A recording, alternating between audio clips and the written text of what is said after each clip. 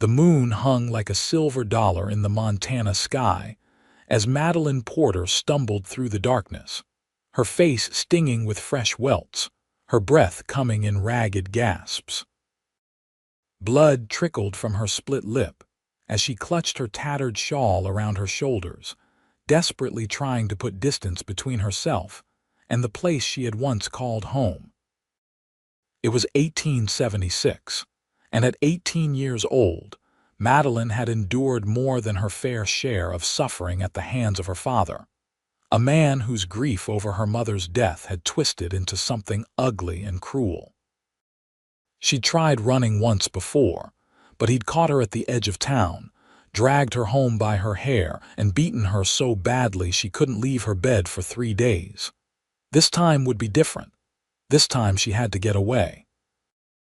The night was cold for early autumn, and Madeline shivered as she made her way toward the small creek that cut through whispering pines. Her plan, what little of it existed, was to follow the water until she reached the next town over. She had $7.32 to her name, stolen from her father's dresser drawer while he lay in a drunken stupor. It wasn't much, but it would have to be enough. A twig snapped behind her, and Madeline's heart nearly stopped. Had he found her already?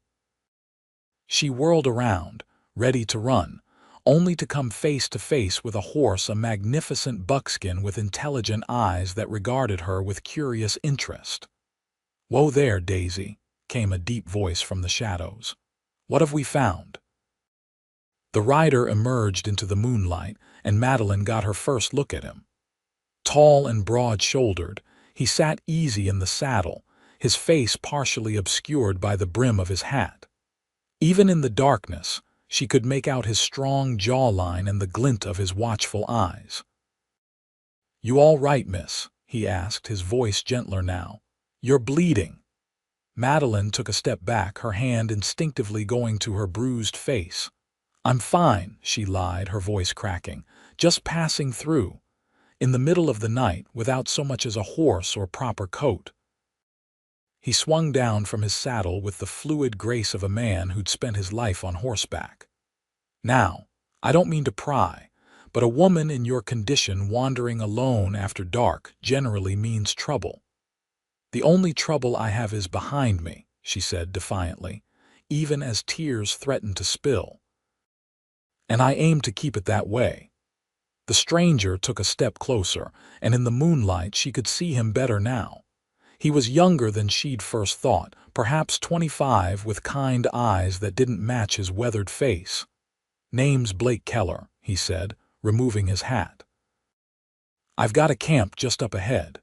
Coffee's still hot if you'd like some." Madeline hesitated. Her father had always warned her about strange men, though she'd come to realize his warnings were less about her safety and more about keeping her isolated. Still, this man was a stranger and she had no reason to trust him. "I don't need charity," she said, lifting her chin despite the pain it caused. Blake replaced his hat and nodded thoughtfully. "Never said it was charity, just offering a cup of coffee to a fellow traveler. The night's cold, and it looks like you could use a moment's rest." Before she could respond, the distant sound of shouting reached them, accompanied by the jangling of hoarse tack and angry voices calling her name. "That wouldn't happen to be the trouble you mentioned?" Blake asked quietly.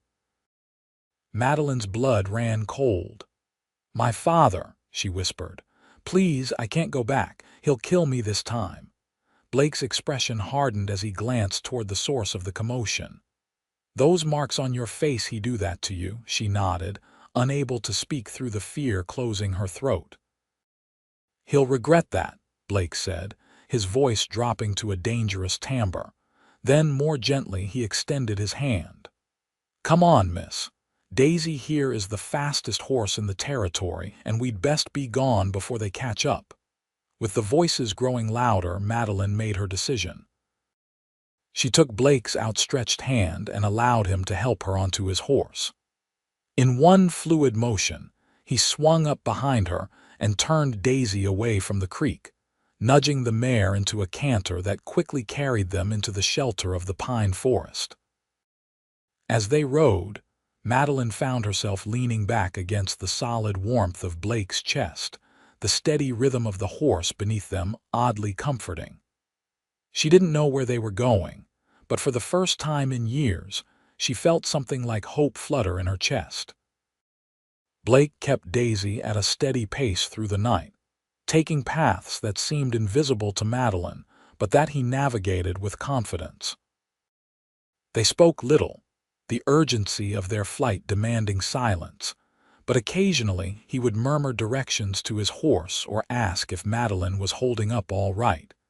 It was nearly dawn when they finally stopped at a small, hidden clearing beside a narrow stream. Blake slid from the saddle first, then reached up to help Madeline down. Her legs trembled beneath her, unused to riding and stiff from hours in the saddle. "We should be safe here for now," Blake said, tying Daisy to a young aspen. "It's one of my regular camps when I'm moving cattle." "Your father won't find it." Madeline looked around at the small clearing, noting the blackened circle of stones that indicated a well-used fire pit. "You're a cattleman, then?" Blake nodded, already gathering kindling for a fire. "Work for the Circle M Ranch just north of here." "Been their trail boss for about 3 years now." "And do you often rescue women in the middle of the night, Mr. Keller?" she asked, trying to sound braver than she felt. A smile tugged at the corner of his mouth. "Can't say that I do, miss." "Porter," she supplied after a moment's hesitation. "Madeline Porter." "Well, Miss Porter, I can't say it's a regular occurrence." The fire caught, and he fed it carefully, building it to a steady flame before setting a battered coffee pot among the coals. "But I've never been one to ignore someone in need." With the fire casting a warm glow across the clearing, Madeline could see Blake properly for the first time. His face was tanned from long days in the sun, with laugh lines around his eyes despite his serious expression. His hair was a rich brown, curling slightly where it touched his collar, and his eyes were a deep, striking blue that reminded her of the mountain lakes her mother had once painted. "You're staring, Miss Porter," he said mildly, though his eyes held amusement rather than reproach. Madeline flushed and looked away. "I'm sorry, I was just thinking." "About what to do next?" he asked, pulling a tin cup from his saddlebag and setting it near the fire. "Among other things." She wrapped her arms around herself, suddenly very aware of her disheveled appearance and the bruises that must be blooming across her face. "I hadn't really planned beyond getting away." Blake nodded, his expression thoughtful. "Well, I reckon the first order of business is to get you somewhere safe to rest up. I've got friends in Silver Creek, about half a day's ride from here. The widow Sullivan keeps rooms for rent and she doesn't ask too many questions." "I don't have much money," Madeline admitted. "And I don't know how to do much beyond keeping house. My father never allowed me to work." "One thing at a time," Blake said, pouring the now boiling coffee into the tin cup and offering it to her. "First, let's see to those cuts." From his saddlebag, he produced a small tin of salve and a clean bandana. With surprising gentleness for such large hands, he cleaned the worst of the cuts on her face, his touch careful and respectful. "Your father," Blake said as he worked, his voice neutral but his eyes burning with a controlled anger. "He do this often?" Madeline winced, both from the sting of the salve and from the question. "Since my mother died 5 years ago, he wasn't always like this." "No excuse," Blake said firmly. "No man has the right to raise his hand to a woman, least of all his own daughter." "He blames me," Madeline whispered, looking down at the cup in her hands. "Says I look too much like her. Says it's my fault she got sick, tending to me when I had the fever." Blake's hand paused in its ministrations, and his jaw tightened. "That's not how grief is supposed to work, Miss Porter. That's just cruelty wearing grief's clothes." Something about his words, the simple truth of them, broke something in Madeline. She'd spent so long believing her father's accusations that hearing someone dismiss them so easily was like a dam bursting. Tears spilled down her cheeks, stinging the cuts and mixing with the salve. Blake didn't try to stop her crying or offer empty platitudes. He simply finished tending her wounds, then moved to sit beside her, close enough to offer comfort but not so close as to make her uncomfortable. "You're safe now," he said when her tears had subsided, "and we'll figure out what comes next when you're rested." Madeline nodded, suddenly exhausted. The adrenaline that had carried her through the night was fading, leaving her hollow and drained. "You should sleep," Blake said, noticing her fatigue. "I'll keep watch." "You must be tired too," she protested weakly. Blake smiled, a real smile that transformed his serious face. "I've gone days without sleep on cattle drives. A few hours won't hurt me none. Besides," he added, his smile fading, "your father strikes me as the persistent type." He was right, Madeline knew. Elias Porter wouldn't give up easily. His pride wouldn't allow it, and he'd see her running away as the ultimate defiance. He'd hunt her until he found her, and then— "Don't think about it now," Blake said softly, reading her expression. "Sleep. We'll move on before noon." With the fire warming her and Blake's solid presence nearby, Madeline felt her eyes growing heavy. Despite everything, despite the fear and uncertainty that clouded her future, she found herself drifting into the first peaceful sleep she'd had in years. She woke to the smell of cooking meat and the soft sounds of Blake moving around the camp. The sun was high in the sky, filtering through the pine branches overhead to cast dappled shadows on the forest floor. "Afternoon," Blake said when he noticed her stirring. "Thought you might be hungry." He was cooking rabbit over the fire, the meat sizzling on a small iron skillet he must have unpacked while she slept. Madeline sat up, surprised to find she'd been covered with his coat during her rest. "Thank you," she said, handing it back to him, "for everything." Blake nodded, accepting the coat without comment. "Hope you like rabbit. It's not much, but it'll keep us going till we reach Silver Creek." They ate in companionable silence, the simple food tasting better than anything Madeline could remember. Perhaps it was the fresh air, or perhaps it was the first meal she'd eaten in freedom. "We should get moving soon," Blake said as they finished. "It's best we reach town before dark." "Do you think he's still looking?" Madeline couldn't bring herself to say "my father." Blake's expression was grim. "Men like that don't give up easy, but we've got a good head start, and Daisy knows these trails better than any horse in Montana." He packed up their small camp with efficient movements that spoke of years of practice. Madeline tried to help, though she felt clumsy beside his competence. Soon they were mounted again, with Madeline in front and Blake behind her, his arms encircling her as he held the reins. "Silver Creek's about 15 miles southwest," he explained as they set off. "It's not much of a town, but it's far enough from Whispering Pines that your father won't think to look there first." The day was clear and bright, the sky an endless blue that seemed to stretch forever over the rugged landscape. They rode through forests of pine and aspen, across meadows dotted with late wildflowers, and beside crystal streams that tumbled over smooth stones. Under different circumstances, Madeline might have found it beautiful. "Have you lived in Montana long?" she asked after they'd been riding for a while, partly to distract herself from her fears and partly because she was genuinely curious about the quiet man who had come to her rescue. "Born and raised," Blake replied. "My pa had a small spread north of here, but it wasn't enough to support us all. I've been working cattle since I was 14. Us all, 5 brothers, 2 sisters. I'm the 3rd oldest. Most of them have moved on now, married, headed further west, or found other work." "That sounds nice," Madeline said softly. Having family, I mean. Blake was quiet for a moment before responding. Family's supposed to be the people who protect you, not the ones you need protection from. The simple truth of his words hit Madeline hard. She'd spent so long thinking there must be something wrong with her, something that made her unlovable to her own father. The possibility that the fault lay with him, not her, was still a new and fragile thought. They stopped briefly around midday to rest Daisy and drink from a clear stream. Blake seemed increasingly alert, scanning their surroundings with watchful eyes as they continued their journey.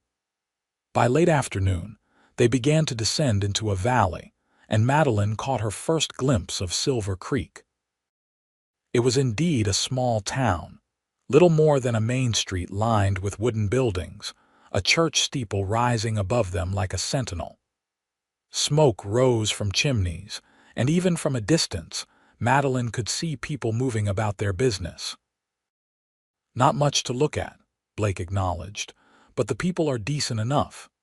"It looks peaceful," Madeline said, and she meant it.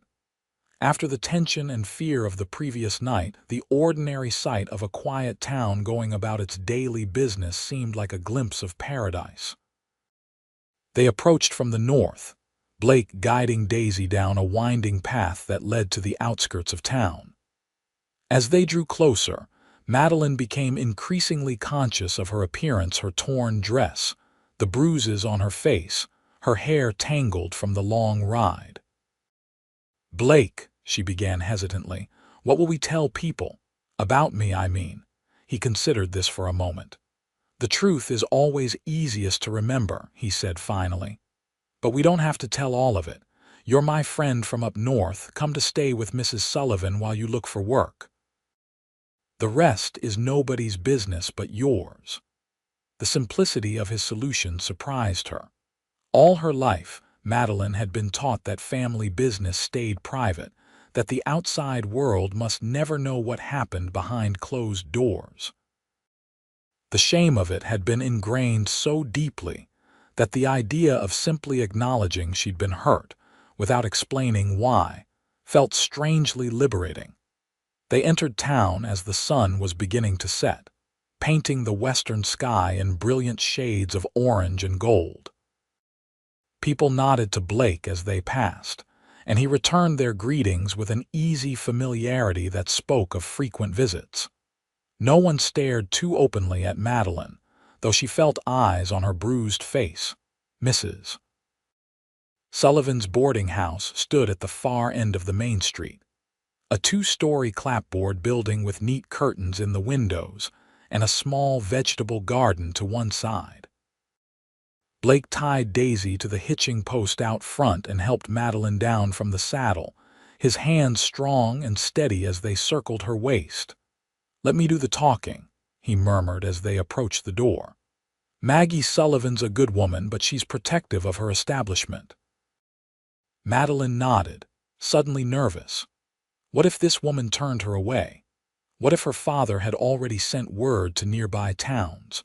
The door opened before they reached it, revealing a sturdy woman of about 50 with iron-gray hair pulled back in a severe bun and sharp eyes that missed nothing. Those eyes took in Blake first with approval, then swept to Madeline, narrowing slightly at the sight of her face. "Blake Keller," she said, her voice carrying a hint of an Irish accent. "Been wondering when you'd pass through again." "Mrs. Sullivan," Blake greeted her, removing his hat. "Hope you've been well." "Well enough," she replied, her gaze still on Madeline. "And who might this be?" "This is Miss Madeline Porter," Blake said. "She's looking for work in Silver Creek and needs a place to stay for a while. I was hoping you might have a room available." Mrs. Sullivan's expression softened slightly as she addressed Madeline directly. "Those are nasty bruises, child. Looks like you've had a rough time of it." Madeline glanced at Blake, who gave her an encouraging nod. "Yes, madam," she admitted. "I have." Something passed between the two women in that moment, an unspoken understanding that transcended words. Mrs. Sullivan stepped back from the doorway, gesturing them inside. "I've a small room at the back," she said briskly. "It's not much, but it's clean and quiet. $2 a week, including breakfast and supper." "Thank you, madam," Madeline said, relief washing over her. "That's very kind." "It's not kindness, it's business," Mrs. Sullivan corrected her, though her tone lacked bite. "Though I suspect you could use a bit of both right now." She led them through a tidy parlor and down a hallway to a small room that overlooked the back garden. It contained a narrow bed, a washstand with a porcelain basin, and a simple wooden chair beside a small window. To Madeline, who had expected to be sleeping rough for the foreseeable future, it looked like luxury. "Supper's at 6," Mrs. Sullivan informed her. "Bathrooms at the end of the hall. Hot water for bathing costs extra, but I suspect you might appreciate it tonight." "Yes, madam, very much," Madeline agreed fervently. Mrs. Sullivan nodded and turned to Blake. "I assume you'll be staying at the hotel, if they've got a room," he confirmed. "I need to see to Daisy first, then I'll be back to check on Miss Porter." "I'll have Martha draw a bath, Mrs. Sullivan said, then added with unexpected gentleness, "and perhaps find a clean dress that might fit." When she had gone, Madeline turned to Blake, overwhelmed by his kindness. "I don't know how to thank you," she began, but he waved her words away. "No need for that," he said. "Get yourself cleaned up and rested. I'll come by after supper to make sure you're settled in." After he left, Madeline sank onto the edge of the bed, her emotions a tangled mess of relief, fear, gratitude, and uncertainty. She had escaped, at least for now, but what came next? She had little money, few skills that would earn her a living, and the constant threat of her father finding her. But for the first time in years, she also had something resembling hope and an unexpected ally in a blue-eyed cowboy who had promised that her father would regret what he had done to her. True to her word, Mrs. Sullivan sent a young maid to prepare a bath, and Madeline nearly wept at the simple luxury of hot water and soap that smelled of lavender. She scrubbed away the dirt and fear of the past 24 hours, careful of her bruises and cuts, and washed her long auburn hair until it gleamed. The dress that Martha had brought was plain but clean, a simple blue cotton that was perhaps a bit too large but could be belted at the waist. It felt strange to wear someone else's clothes, but Madeline was grateful to be out of her torn and dirty dress. Supper was served in a small dining room where several other boarders, 2 elderly sisters, and a young schoolteacher eyed Madeline with curious but not unkind glances. Mrs. Sullivan made no introductions beyond Madeline's name, allowing her the privacy of her circumstances, for which she was grateful. The meal was simple, but hearty roast chicken, potatoes, and fresh bread, and Madeline realized she was ravenous. She ate as politely as she could while still satisfying her hunger, aware of the occasional glances from the other women, but too hungry to be overly concerned by them. She had just returned to her room when there was a soft knock at her door. Blake stood in the hallway, hat in hand, looking freshly washed and wearing a clean shirt.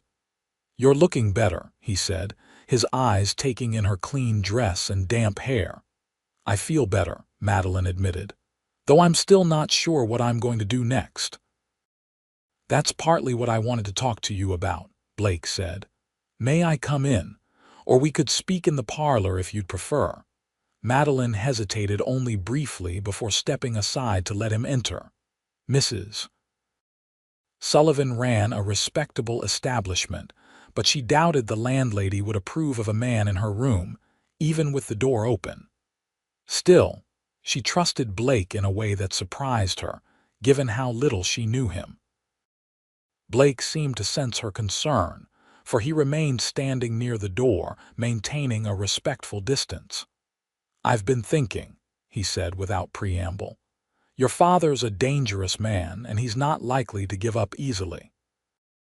Madeline nodded, the fear she'd managed to suppress throughout the day returning with a vengeance. He'll look for me. He's never let me have friends or go places alone. I'm all he has left in his mind. That's not love, Miss Porter, that's possession. Blake's voice was gentle but firm. And you're not his to possess. I know that, she said softly. At least, I'm starting to. Blake nodded, his expression serious. I need to return to the ranch tomorrow. We're moving cattle to the northern pastures before winter sets in. But I don't feel right leaving you here alone, not with him searching for you. I'll be all right, Madeline said, trying to sound more confident than she felt. I can find work in town, perhaps. Mrs. Sullivan mentioned the dressmaker might need help. That's good, Blake agreed. But it doesn't solve the problem of your father. Silver Creek isn't that far from Whispering Pines. Eventually, he'll think to look here. Madeline sank onto the edge of the bed, the weight of her situation suddenly overwhelming. What can I do? I can't keep running forever. No, Blake agreed, you can't. He hesitated, seeming to weigh his words carefully. There is another option, but I'm not sure you'll like it. Madeline looked up at him, curious despite her fear. What option? Blake took a deep breath. The cattle drive I'm leading, it's taking us north to the winter pastures. From there, I'll be heading to Butte City to meet with some potential buyers. If you were to come with us, it would put nearly 100 miles between you and your father. Go with you, Madeline repeated, startled. On a cattle drive. It's not as crazy as it sounds, Blake said quickly. We have a cook wagon where you could ride. It's hard work and rough country, but no one would think to look for you there. And once we reach Butte City, you'd have more options. It's a growing town with plenty of work for those willing to do it. Madeline stared at him, trying to process his suggestion. Why would you do this for me? You hardly know me. Blake's expression turned serious. Because what happened to you isn't right, and I can't in good conscience leave you here knowing your father might find you. He paused, then added more softly, and because I think you deserve a chance at a life of your own choosing. There was something in his eyes when he said this, a sincerity that couldn't be feigned. Madeline found herself wanting to trust him, wanting to believe that there could be a future beyond the fear and pain of her past. When would we leave? She asked, surprised by her own willingness to consider his plan. Day after tomorrow, Blake replied. It would give you time to rest and gather anything you might need for the journey. I don't have much, Madeline admitted. Just what I was wearing when you found me and what Mrs. Sullivan has lent me. Blake nodded thoughtfully. I'll see about getting you some proper traveling clothes and a warm coat. The nights get cold up north. I can't let you spend your money on me, Madeline protested. You've done too much already. Consider it an advance, Blake suggested. You can help our cook, old Pete, with the meals. He's been complaining about his joints something fierce this season. Madeline thought about his offer. A cattle drive would be hard work, certainly, but it would also be the last place her father would think to look for her. And Butte City was far enough away that she might truly be able to start over. All right, she said finally, I'll go with you. The relief that flashed across Blake's face suggested he had been genuinely concerned for her safety. Good, he said. That's good. I'll make the arrangements. He moved toward the door, then paused, turning back to her with an expression she couldn't quite read. Your father, he said quietly. He doesn't get to decide who you are anymore. Remember that, Miss Porter. With those words, he left, closing the door softly behind him and leaving Madeline to contemplate the sudden, unexpected turn her life had taken in less than 24 hours. That night, as she lay in the unfamiliar bed listening to the quiet sounds of the boarding house settling around her, Madeline found herself thinking not of her father or the dangers that still lay ahead, but of Blake Keller's steady blue eyes and the quiet strength he seemed to carry with him like a shield against the world's harshness. For the first time in years, she fell asleep without fear shadowing her dreams. The next day passed in a flurry of preparation. Blake returned mid-morning with a bundle containing a sturdy pair of boots, thick woolen socks, a warm coat, and a pair of practical riding skirts with matching blouses. There was also a wide-brimmed hat to protect her from the sun and a pair of leather gloves. "The woman at the general store helped me with the sizes," he explained somewhat awkwardly when Madeline expressed her concern about the expense. "And don't worry about the cost. The ranch can afford it." Madeline had her doubts that the Circle M Ranch was actually covering these expenses, but she accepted the gifts with as much grace as she could muster. The truth was, she needed these things, and her pride would do her little good if she froze on the trail. Mrs. Sullivan, for her part, seemed to approve of the plan once Blake explained it to her. "Butte City's a good place for a fresh start," she agreed. "My sister's husband found work in the copper mines there last year, says they're always looking for good people."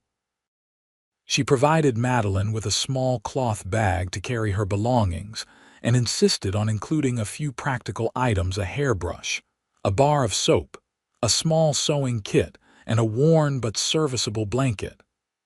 "The nights get cold on the trail," she said, echoing Blake's warning. "And men never think about the small comforts." By evening, Madeline was both nervous and oddly excited about the journey ahead.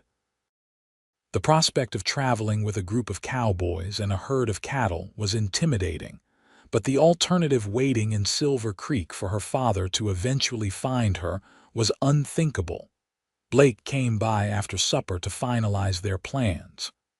"We'll head out at first light," he told her. "I'll come by to get you around dawn. Pete's eager to meet you, says it'll be nice to have someone to talk to besides a bunch of trail-worn cowboys." Madeline smiled at that. "I hope I won't disappoint him. My cooking skills are limited to what my father would eat, which wasn't much beyond meat and potatoes." "Pete can teach you," Blake assured her. "He's been cooking on drives for 30 years, claims he can make a decent meal out of boot leather if he has to." Their conversation was interrupted by the arrival of the town marshal, a tall man with a graying mustache who nodded cordially to Blake before turning his attention to Madeline. "Miss Porter," he asked, his expression professionally neutral. "Might I have a word?" Madeline felt her blood run cold. Had her father sent word already? Was the marshal here to force her to return to Whispering Pines? Blake must have sensed her fear, for he moved slightly closer to her, his posture protective without being threatening. "Evening, Marshal Davis. Is there a problem?" The marshal's gaze flicked between them. "No problem necessarily. Just looking into a report we received from over in Whispering Pines. A man named Porter claims his daughter's been kidnapped." Madeline's hands began to tremble, and she clasped them tightly in her lap to hide her reaction. Blake, however, didn't miss a beat. "As you can see, Marshal, Miss Porter is here of her own free will," he said calmly. "And the only crime committed was by the man who put those bruises on her face." Marshal Davis looked at Madeline more carefully, his eyes taking in the fading marks on her face. His expression softened slightly. "That true, miss. You leave of your own accord." Madeline took a deep breath, gathering her courage. "Yes, sir, my father. He was not kind to me. I left to save myself from worse treatment." The marshal nodded slowly. "I see." He seemed to consider his next words carefully. "The law's particular about family matters. A father has rights over his unmarried daughter, especially if she's not of age." "I'm 18, sir," Madeline said quickly, "and I have been for several months. Can you prove that?" The marshal asked, not unkindly. Madeline hesitated. Her father had kept all the family documents locked away. I don't have papers with me," the marshal sighed. "Makes things complicated then. Your father's filed a formal complaint, says you stole money from him before you left. $7.32, Madeline admitted. It was all I could find. I needed to get away. Blake's jaw tightened. Marshall, surely you're not suggesting returning her to a man who beat her so badly she had to flee in the night. I'm not suggesting anything yet, the marshal replied evenly. Just gathering facts, but the law is the law, and I've got a complaint to investigate. A heavy silence fell over the room. Madeline felt as though the walls were closing in on her. After everything, after thinking she might finally be free, her father's reach was still long enough to drag her back. What if she wasn't unmarried? Blake asked suddenly. Both Madeline and the marshal looked at him in surprise. What are you suggesting, Keller? The marshal asked, his eyes narrowing. Blake met Madeline's startled gaze briefly before turning back to the marshal. I'm suggesting that if Miss Porter were married, her father would have no legal claim on her whatsoever. Madeline's heart began to race as she realized what Blake was proposing. The marshal seemed equally stunned. You offering to marry the girl, you barely know her. I know enough, Blake said firmly. I know she deserves better than what she's had, and I know I can provide that. The marshal looked between them, his expression unreadable. This is mighty sudden, Keller. Marriage isn't something to enter into lightly, especially not to solve a legal problem. It would solve it, though, wouldn't it? Blake pressed. Her father would have no claim on a married woman. That's true enough, the marshal conceded reluctantly. Blake turned to Madeline, his eyes serious. Miss Porter, I know this isn't how things are normally done, but I can offer you protection, respect, and my solemn promise to be a good husband. It would be a real marriage, not just a legal convenience. Madeline stared at him, too shocked to speak. This man, who had already risked so much to help her, was now offering to bind his life to hers permanently. It was overwhelming, impossible, and yet. You don't have to answer right away, Blake said gently. It's a big decision. No, Madeline said, finding her voice at last. No, I don't need time. If you're truly willing, then yes. I'll marry you, Mr. Keller. The marshal looked between them, skepticism written clearly on his face. You sure about this, miss? Marriage is meant to be forever. Madeline met his gaze steadily. I'm sure that I cannot go back to my father, and I'm sure that Mr. Keller has shown me nothing but kindness and respect since the moment we met. That's more than I can say for the man who raised me. The marshal sighed, then nodded. All right, then. If you're both determined, I can perform the ceremony tomorrow morning before you leave town. But I warn you both, this is binding in the eyes of the law and the Lord. We understand, Blake said solemnly, and we thank you, Marshal. After the marshal left, promising to return at dawn, an awkward silence fell between Blake and Madeline. It was Blake who finally broke it. I know this isn't what you planned, he said quietly. And if you change your mind by morning, I'll understand. We can find another way. Madeline studied him, this man who had become her protector and now offered to be her husband. He was handsome, yes, but it was his kindness, his steady strength, that drew her to him. In the space of 2 days, she had come to trust him more than she had trusted anyone in years. I won't change my mind, she said softly, but I have to ask, why would you do this? Tie yourself to a stranger, take on her troubles. Blake was quiet for a long moment, his eyes distant as if seeing something beyond the small room. My youngest sister, he said finally, ran away at 16. Her husband found her eventually, brought her home, and beat her so badly she lost the baby she was carrying. No one helped her, not the law, not the church, not even our parents, who said she'd made her bed and had to lie in it. He looked at Madeline, his eyes dark with remembered pain. She hanged herself in the barn the next day. I was away, working a drive. By the time I got home, there was nothing left to do but bury her. Oh, Blake, Madeline whispered, reaching instinctively for his hand. "I'm so sorry." He accepted her touch, his large hand enfolding hers. "I promised myself then that if I ever had the chance to help someone in her position, I would.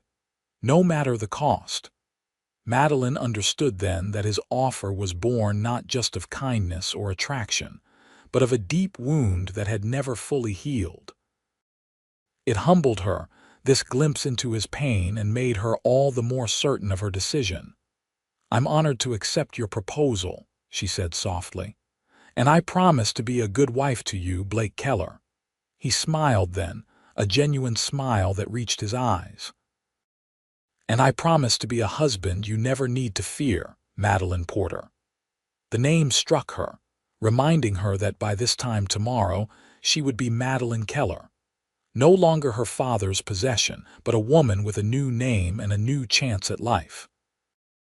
They talked a while longer, making plans for the morning and the journey ahead. When Blake finally left, promising to return at dawn, Madeline sat by the window of her small room, watching the stars emerge over Silver Creek. Marriage had never featured in her desperate plans for escape. Indeed, after watching her father's grief transform into cruelty following her mother's death, Madeline had doubted that true, healthy love existed at all. Yet here she was, agreeing to marry a man she barely knew because she trusted him with her life and her future. It wasn't love, not yet. But it was hope, and after years of fear and pain, hope felt very much like a miracle.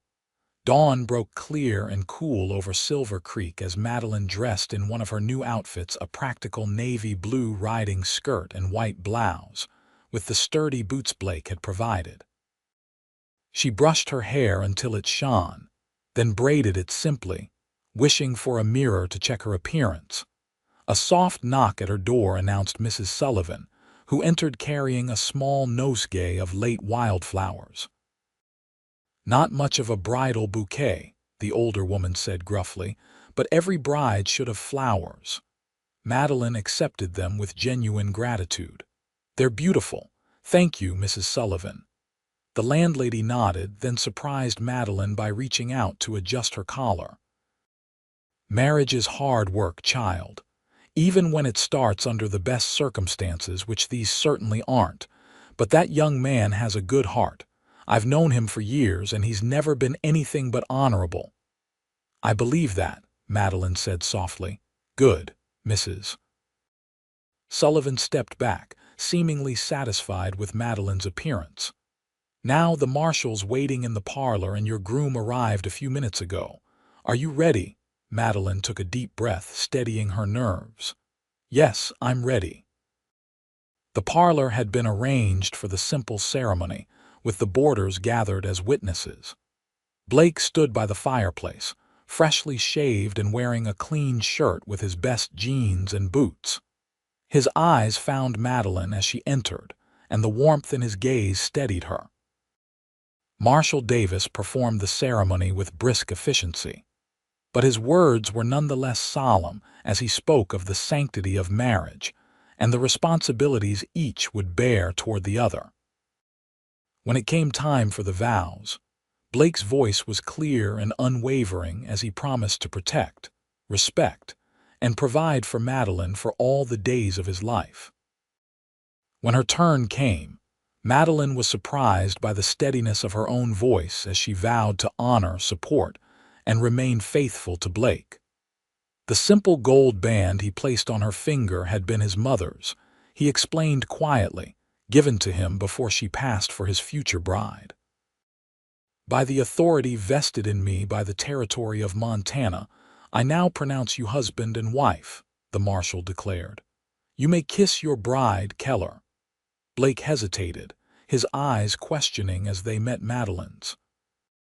She gave a slight nod, and he leaned forward to place a gentle, chaste kiss on her lips there first. It was brief but unexpectedly sweet, and Madeline felt a warmth spread through her that had nothing to do with embarrassment. There was a small celebration afterward, coffee and Mrs. Sullivan's fresh baked cinnamon buns before Blake announced it was time to leave if they wanted to reach the cattle camp by nightfall. The goodbyes were brief but heartfelt. Mrs. Sullivan pressed a small package of food for their journey into Madeline's hands, and the schoolteacher, Miss Abernathy, offered a book of poetry for the quiet evenings. Then they were outside, where Daisy waited patiently alongside a sturdy bay mare that Blake introduced as Penny. "She's yours," he said, helping Madeline mount. "Every ranch wife needs her own horse." "Blake, I can't accept you can," he interrupted gently. "You're my wife now. What's mine is yours." The simple statement, delivered without pretense or expectation, touched Madeline deeply. All her life, she had owned nothing that her father couldn't take away on a whim. Now this man, her husband of less than an hour, was offering her not just protection but a share in everything he had. They rode out of Silver Creek as the town was coming fully awake, heading north toward the foothills where the Circle MTK's cattle were being gathered for the drive. Blake rode beside her, occasionally pointing out landmarks or sharing stories about the area. As they traveled, Madeline found herself studying her new husband when he wasn't looking.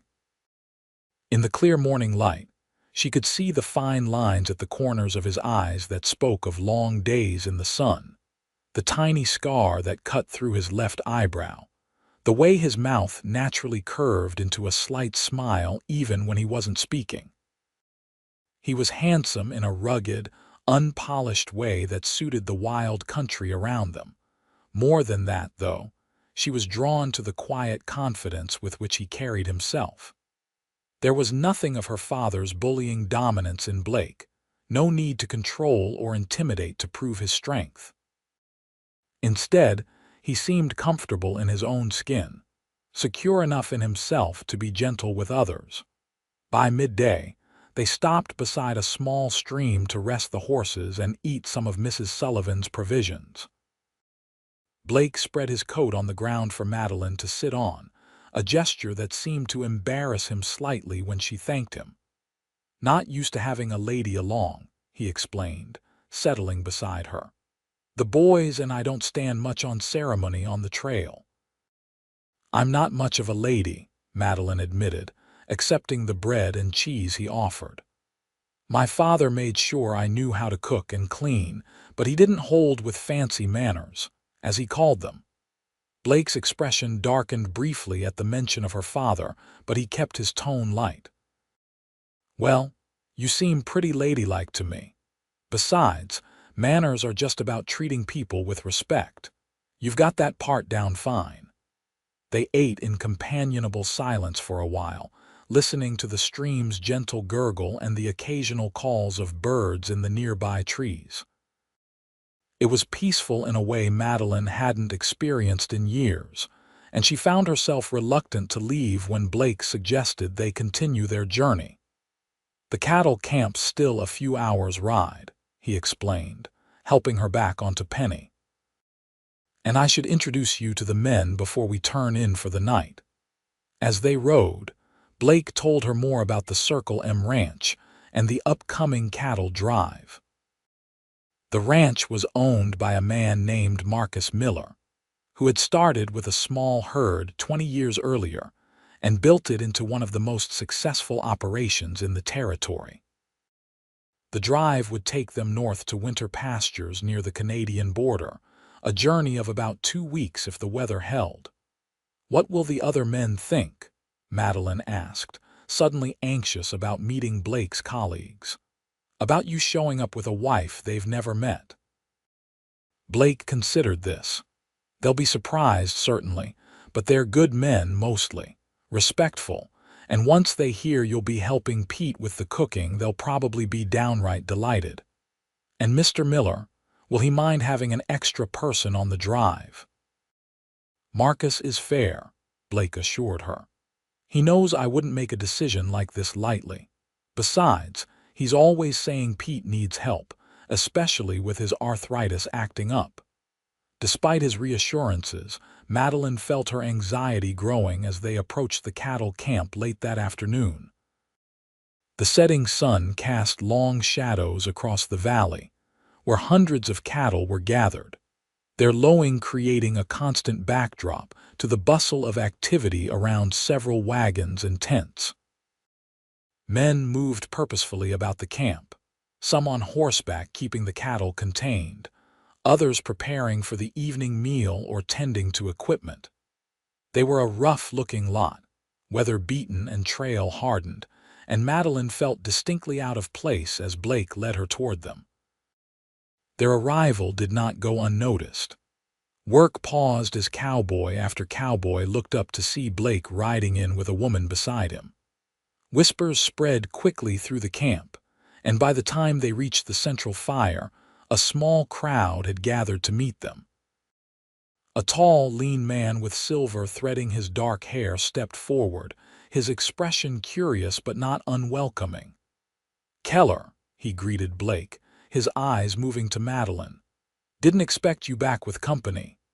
"Mr. Miller," Blake responded, dismounting and helping Madeline down from Penny. "This is Madeline Porter, that is Madeline Keller now. My wife." The announcement caused a stir among the gathered cowboys, with several exchanging glances of surprise and a few letting out low whistles. Miller's eyebrows rose nearly to his hairline. "Your wife," he repeated. "Since when?" "Since this morning," Blake replied evenly. "It was unexpected, but sometimes life takes surprising turns." Miller studied them both for a long moment, his shrewd eyes taking in Madeline's nervous posture and the fading bruises on her face. Something in his expression softened. "Well," he said finally, extending a hand to Madeline, "welcome to the Circle M, Mrs. Keller. Can't say we offer much in the way of comfort for a new bride, but any wife of Blake's is welcome here." Madeline accepted his handshake, relieved by his acceptance. "Thank you, Mr. Miller. I understand you might not have planned for an extra person on your drive. I'm willing to earn my keep. Blake mentioned your cook might appreciate some help." Miller's face broke into a genuine smile at that. "Pete? Lord, yes. He's been threatening to quit and move to California every drive for the past 5 years. Having a woman's touch in the chuck wagon might just keep him with us another season." He turned, scanning the camp, then called out, "Pete, get over here and meet the answer to your prayers." An elderly man with a stooped back and a face like weathered leather emerged from the largest wagon, wiping his hands on a stained apron. He approached slowly, eyeing Madeline with undisguised curiosity. "What's this about answers to prayers?" he asked, his voice gravelly from years of shouting over campfires and cattle. "Pete, meet Mrs. Keller," Miller said with a hint of amusement. "Blake's bride. She's offering to help you in the chuck wagon during the drive." Pete's bushy eyebrows shot up in surprise, and he looked from Madeline to Blake and back again. Then, to Madeline's astonishment, he broke into a gap-toothed grin. "Well, ain't that something?" he chuckled. "Blake Keller, the confirmed bachelor, shows up with a pretty wife out of nowhere." He extended a gnarled hand to Madeline. "Welcome, Mrs. Keller.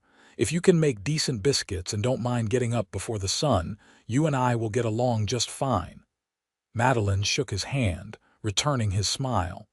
"I make tolerable biscuits, Mr. Pete, and I'm used to early mornings."